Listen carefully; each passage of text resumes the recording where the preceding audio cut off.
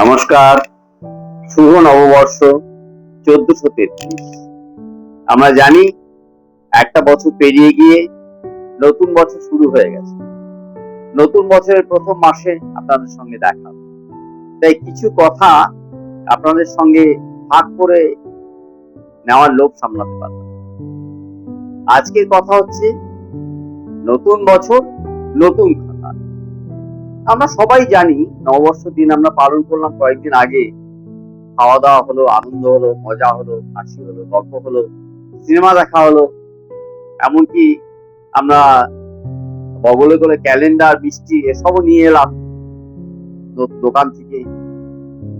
আর দেখলাম আমাদের বাড়ি ঘর, দোকানপাট, বিশেষ করে যাদের ব্যবসা বা দোকান আছে তাদের সুন্দর করে সাফ সুরাত করে ঝাড়পোছ করে একটা যেন অন্যরকম, যেমন আমরা আমাদের অনুষ্ঠান বাড়ি করি অনেকে বাড়িঘরও ঝাড়পোছ করলেন, কেউ আসার আগে যেমন অতিথি আসার আগে করেছি। তা আমাদের অতিথি নতুন বছর, আর নতুন বছরের সঙ্গে আমাদের বন্ধু বান্ধব, আত্মীয় স্বজন, মানুষরা, আশেপাশে মানুষ, এই যে চারিদিকটা পরিচ্ছন্ন করা হলো নতুন বছর পালন করার, নতুন বছরকে আবরণ করার জন্য। কিন্তু আমরা কি একটু অন্যভাবে যদি ভাবি, নতুন বছরে এই যে নতুন খাতা, বিশেষ করে যারা ব্যবসায়ীরা তারা নতুন খাতায় নতুন লিখছেন, তো আর আমরাও নতুন ভাবে বাঁচতে চেষ্টা করছি। অনেক গান, অনেক কবিতায় নতুন বছরের নতুন চেতনা, নতুন আলো আমরা আশা করছি। কিন্তু আমাদের ভেতরের যে অন্ধকার, ভেতরের যে ঝাড়পোছ করা দরকার আছে, সেটা আমরা কখনো ভেবেছি? আমরা ভাবিনি কখন। আমরা সবসময় বাইরের ঝাড়পোছ, বাইরের অন্ধকার দূর করে আলো জ্বালাতে, আমাদের হয়তো মনে আছে যে মনে হচ্ছে যে আমরা নতুন আলো আমাদের ভেতরে জ্বাল, কিন্তু আমরা সে নিয়ে সচেতন নই। আমরা অন্যভাবে ভাবছি, আমরা বহির্মুখী ভাবছি যে নতুন বছর আমাদের সামনে নতুন কিছু এনে দেবে।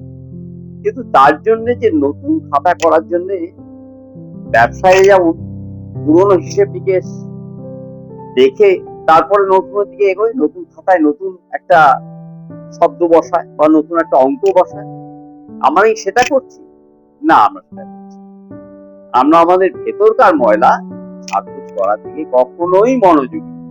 আসুন একটু শুরু করা যাক। কিভাবে? একেবারে প্রথম কাজ, একদম প্রথম কাজ হচ্ছে আমাদের ভেতরে যে কি ময়লা আছে সেটা খুঁজে বার করা।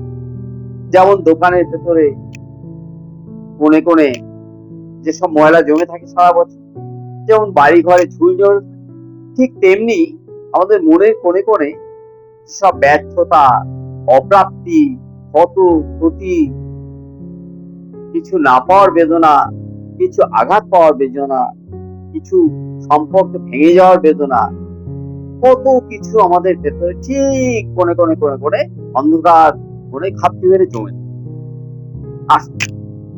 সেগুলোকে আমরা প্রথমে একটু নজর, যাকে বলে ব্যবসায়ীরা যেমন হিসেব করে, বছর শেষে হিসেব করতে হয়, তো কি পেলাম কি পেলাম না, কতটা লাভ হলো কতটা লোকসান হলো। আসলে আমরা আমাদের ভেতরে মনে কোণে জমে থাকা জঞ্জাল গুলো একটু হিসেব করলে আমরা দেখতে পাবো কোনটা আমাদের ভেতরে জমে আছে। এবারে আমাদের কি করতে হবে? আমাদের সেগুলো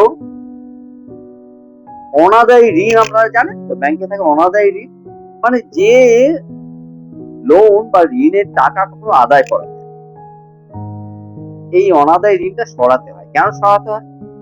ধরে নিন আপনি একটা ব্যবসা করছেন, এবার ব্যবসায় আপনি লগ্নি করলেন, বিনিয়োগ করলেন, কিন্তু ব্যবসা আপনার জমছে, আপনার লোকসান হচ্ছে ব্যবসা।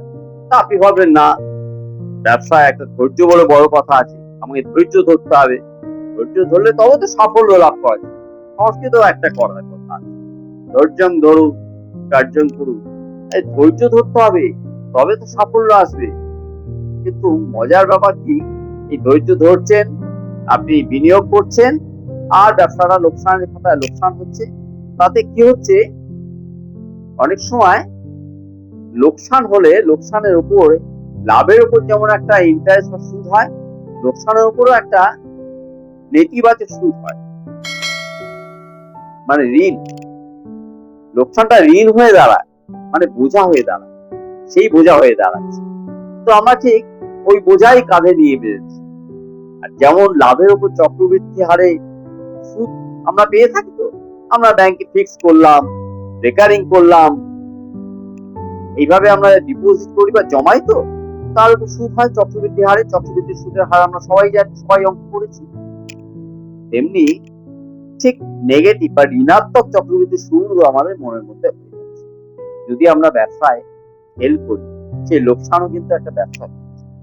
তখন আমাদের কি করা উচিত?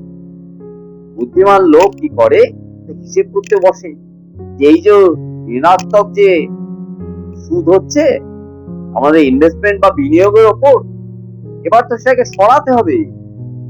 এটাই অর্থনীতির ভাষায় বলে অনাদায়ী ঋণ, তাকে রাইট অফ মানে মুছে ফেলা।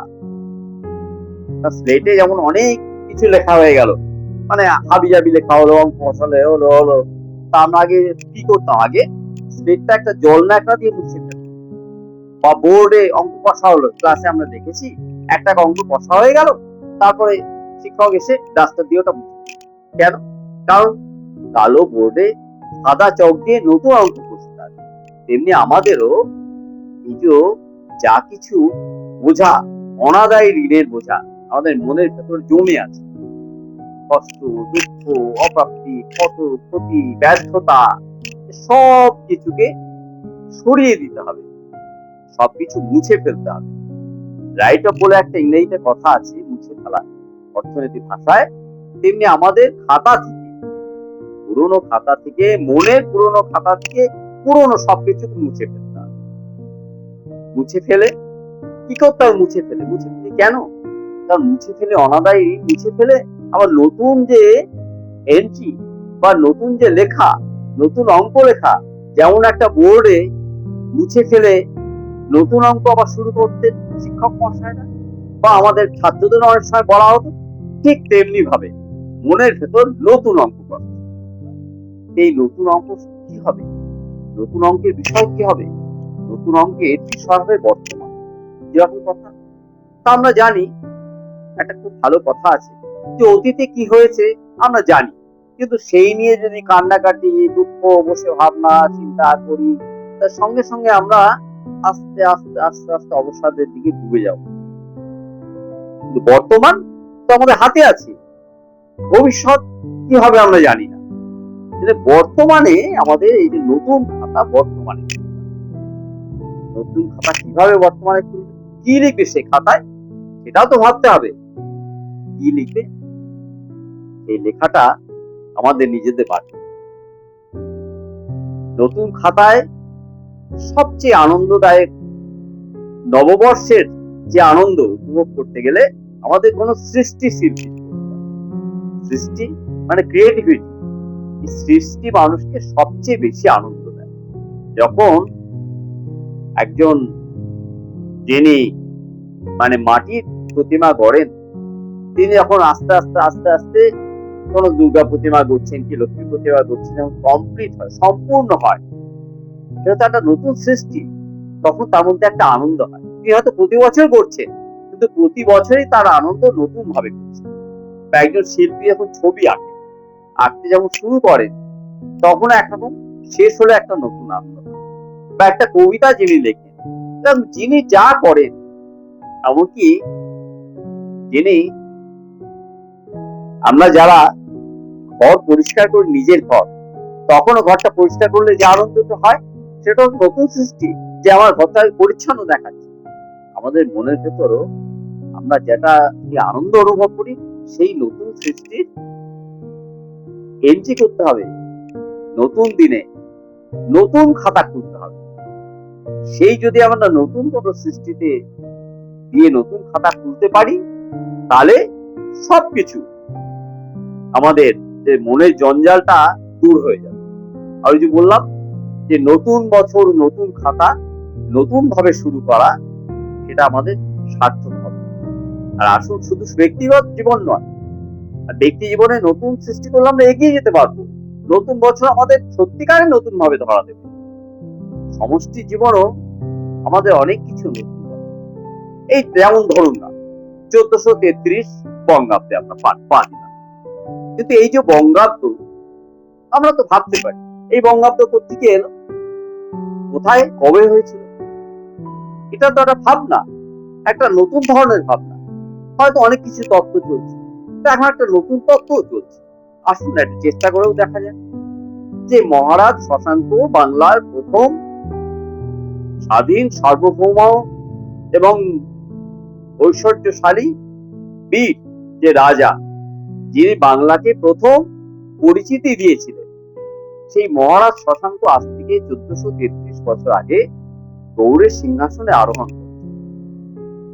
এখনকার যে তত্ত্বটা এখন চলছে, সেই তত্ত্ব বলছে যে বঙ্গাব্দের জন্ম 1433 বছর আগে মহারাজ শশাঙ্কের হাত ধরে, অনেক পরবর্তীকালে আকবরের হাত ধরে নয়। এই দুটো তত্ত্বই আছে। আসুন না ট্রাই করে দেখি, একটু চেষ্টা করে দেখি। যে অনেকে তো সৃষ্টিশীল আছেন, অনেক কিছু ভাবতে ভালোবাসেন, নতুন তত্ত্বকেও নতুন ভাবে দেখতে ভালোবাসেন। তা আমরা যেমন আমাদের ব্যক্তিগত জীবনে এগিয়ে যাওয়ার জন্য নতুন, তেমনি সমষ্টিগত জীবনে নতুন তত্ত্ব নিয়েও আমরা আলোচনা করি।